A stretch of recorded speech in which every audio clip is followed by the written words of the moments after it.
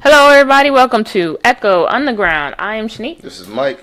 And on this podcast, we talk about music, movies, and whatever the hell we feel like. We kind of don't really have a pattern to this. We're working on something here, guys. We're just mostly winging it, But if you have a suggestion, let us know. Or else we're kind of just leaving it up to us to, figure out what the fuck to do randomly next week. So, yeah. Okay. On today's episode, we're going to be talking about the sophomore album by Teyana Taylor called K.T.S.E.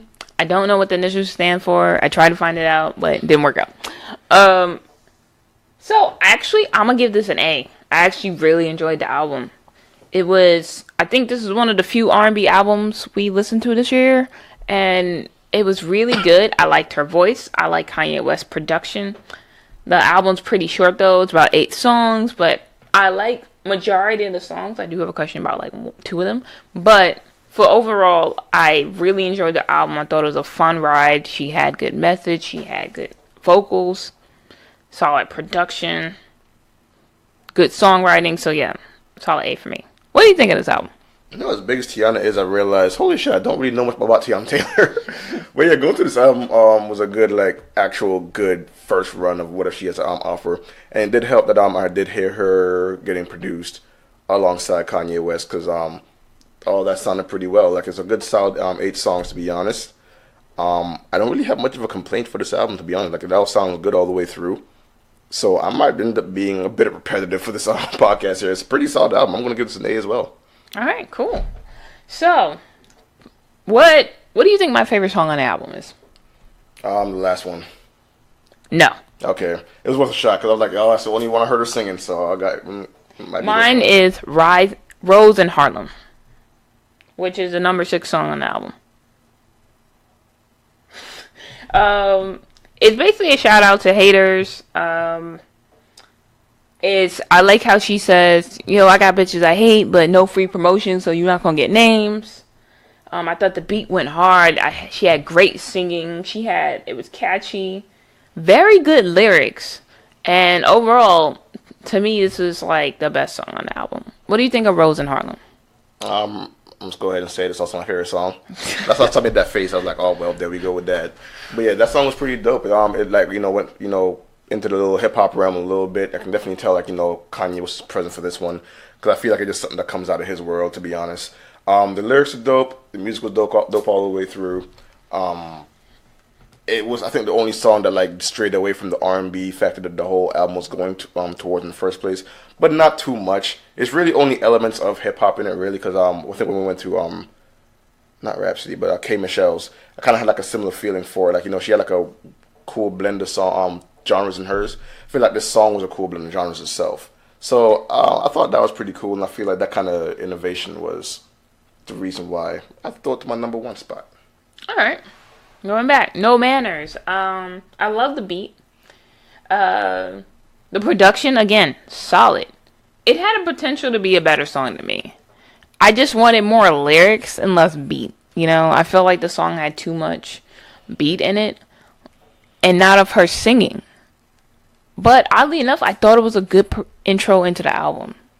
Weirdly enough. What do you think of No Manners? No Manners was a short and sweet opener. I don't know if it was short because the song, I'm not remembering off the top of my head. I'm not sure if the song was short itself. It was. Okay, probably why. Because I'm kind of agree with Shanique here. I don't really hear much singing or, the lyrics. But what I did hear as far as that goes was excellent. It might come off a little repetitive to some people. I thought it was catchy. I dig the sound. Alright, next one. Gonna Love Me. Which, her voice on this song sounds amazing. The beat, again, was amazing as well. But to me, what No Manners didn't, but this song did, was it showed her voice. And that's what I wanted. I was like, I need to hear your voice. Because if all your songs are like that first one, I'm not going to particularly like this album too much. Because with R&B albums, I need to hear you sing. Point blank. It was a true R&B song. Which, that's been lacking, on the radio and in general. In today's music, but this is definitely it. And Kanye West did his thing on the production, so yeah, solid song. What do you think of Gonna Love Me? Gonna Love Me was pretty cool. They did have this interesting high pitched singing in the background. I guess probably from a sample or something. And it was I think either all the way through the song or only through the chorus. Either way, it was there a lot, and I actually thought it was kind of cool. And I thought it was like a really interesting contrast because it did not sound like she was on the same kind of like tonal level as Teyana Taylor was. So I thought that was interesting. Like, you know, they used two different kind of like, you know, voices on the song to like make a complete piece of work here. It worked out in the favor pretty well. So I can't complain with this one either. All right, next one is Issues / Hold On. The singing on this song was smooth as hell.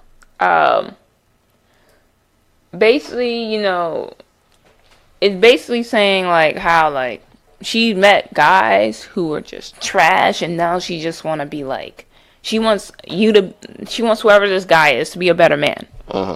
And she talks about having daddy issues, and she's talking about telling this guy to hold on to her, never let her go. And I thought the message of the song was pretty good, because she's basically just saying, yo, I just want a good man. Right. Like, I got shit to work on, but I want a good man. I'm tired of all these trash ass dudes. That's so much to ask for, right? Like, it shouldn't be hard. So I definitely think that it's a really good song, good lyrics. Once again, Kanye West, production, amazing. So, what do you think of Issues / Hold On? I agree with everything you just said a while ago. I think the only issue I had with the song, and I'm going to go in the sound area for a little bit, was it used like weird like DJ sounds for like no reason. Because it had like a really smooth R&B beat, but randomly you just hear like pew pew pew pew pew pew pew pew pew. And I'm like, that doesn't go here. What the fuck? If Kanye is responsible for this one, I don't know what to tell you. Like, Kanye is generally like, you know, one of the best producers you can find to have make your own music for you.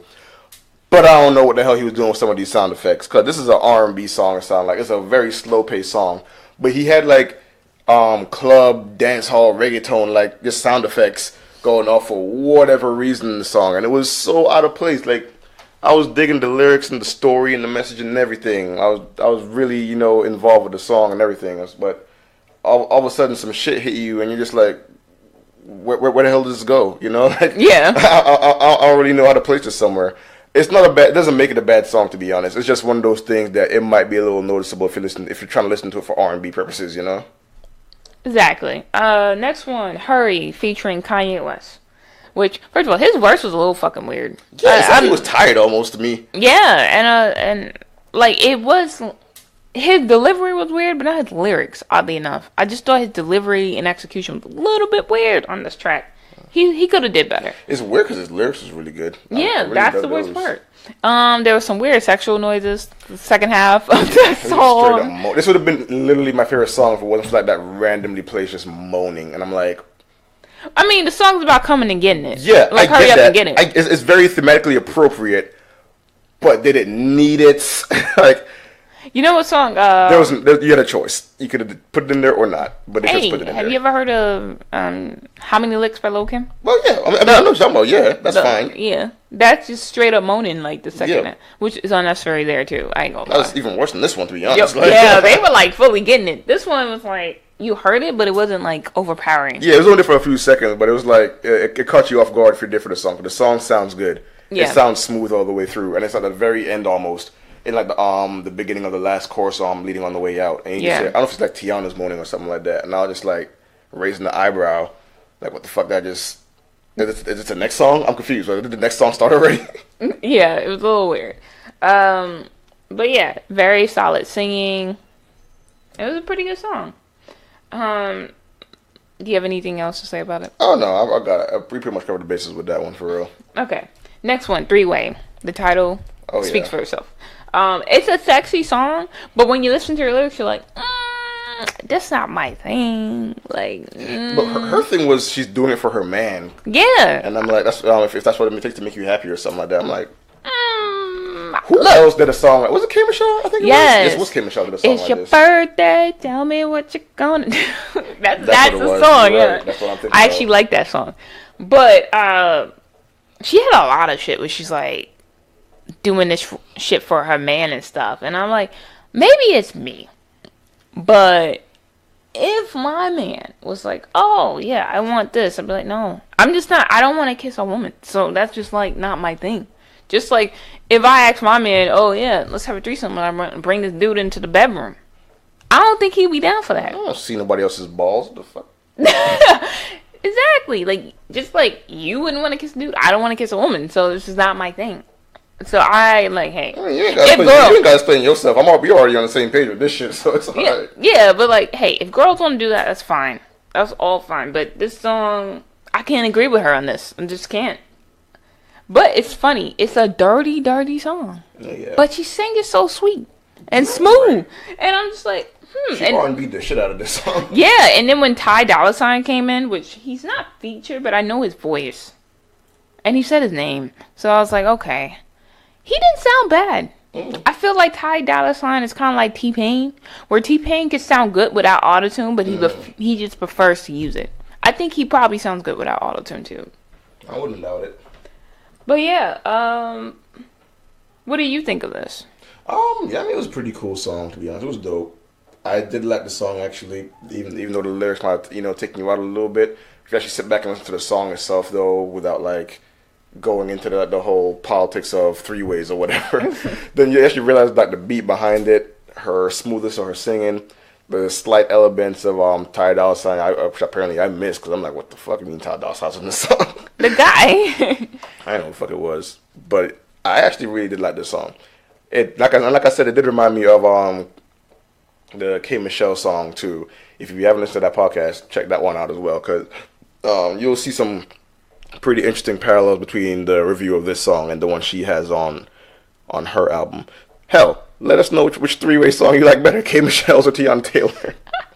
K. Michelle had more than one too. Yeah, she definitely does. But there's one that stands out. You'll know what we're talking about. Yeah, birthday, man. Mm-hmm. Next one, Never Would Have Made It, which samples a gospel song, which I thought was pretty cool.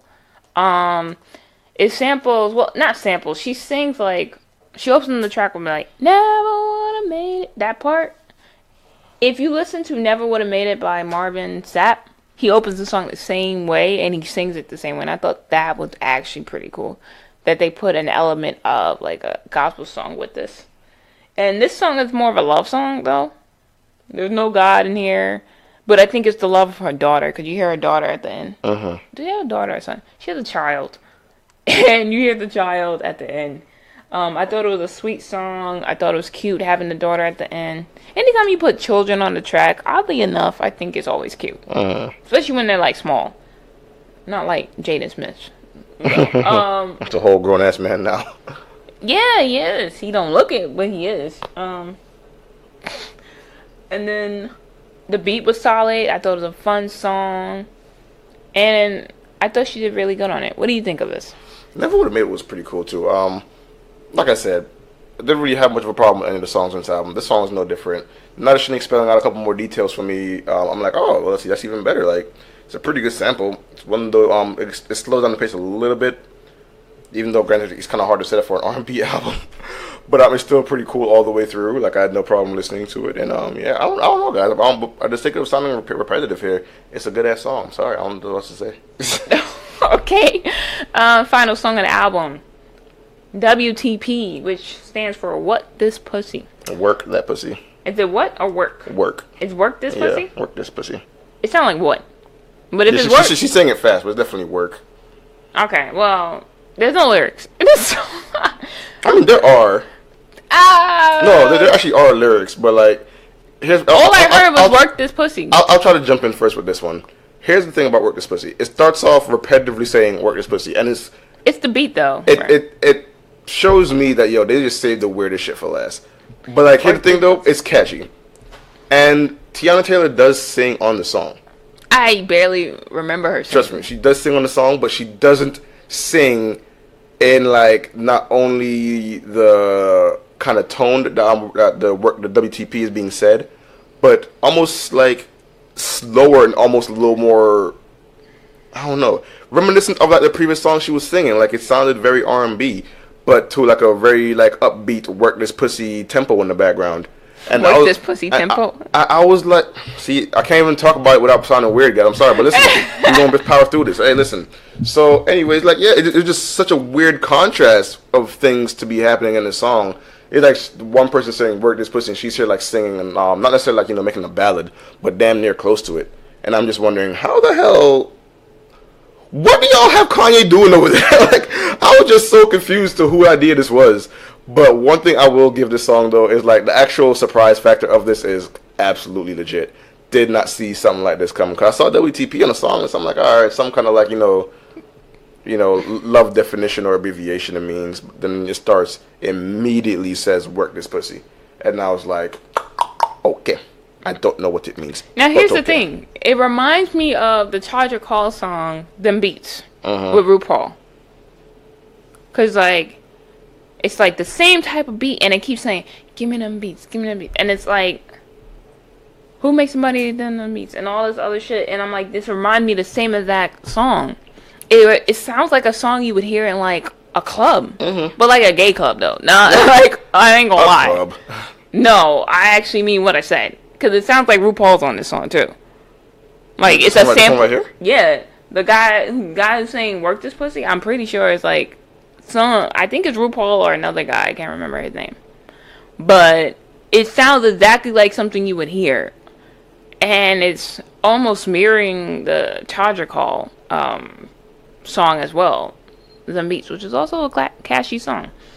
It's funny. There's not really a lot of lyrics in here, but it's fun. It's a fun song. But yeah, overall, definitely worth a buy. I say buy this album. Support the artist. Or at least buy songs off the album. What do you think? It's a pretty dope album. I already told you how I feel about it. It's dope all the way through. 8 solid songs. The songs being produced... Sorry, not songs, but there are songs and albums being produced by Kanye recently are short, but they're full of quality. I think it's only like, maybe 1 or 2 hit or misses for individual songs, but nothing... as a whole package ever said that so far that Kanye has missed a step as far as producing these albums. He's doing pretty good. I can't argue with that. Oh yeah, what's your order? Since we now listen to all the Kanye West albums that's been produced. Nas, number 1. You want me to go first if you don't remember all now? Nas, I'll put Kanye's, then K. Michelle. I don't know, because I know I'm gonna put Pusha T. Oh man. All right, here's mine. My first one, Daytona's still the best. Don't hear him when it says. Then I put Teyana Taylor. I put hers. I would put Nas. Then Kanye's. And then Kid Cudi's. And Kanye's K.T.S.E. Ghost. That's last. Because I really did not enjoy that album as much as the other ones. Ye was pretty good, but I thought Nasir was better. That's how I would rank them. But good job, Kanye. Yeah, you put in work. And I thought you did a good job producing all these. And I like that as short, and then I don't like. Because sometimes I thought it worked for one album, but not the other one. But yeah. In my opinion, Daytona and Teyana Taylor were the best 2 that you produced this year. Good music did its thing. Alright. So, if Michael... No, I'm straight. Okay. Just making sure. I didn't want to cut you off. So, hit us up on Twitter at EchoU Podcast. And let us know what you guys think of this album. Were we tripping, or do you actually agree with our opinion? And also let us know your favorite songs. We do read that. Also, you can find us on any social media sites at Echo Underground Podcast, including iTunes, Facebook, YouTube, and I think I forgot the other one. Moving on. Also, you can find us on, if you listen to us on your phone, we're on podcasting apps as well at Echo Underground Podcast. And you can also subscribe or follow us and retweet and let people know about us. And we'll see you guys next episode. Bye. See ya.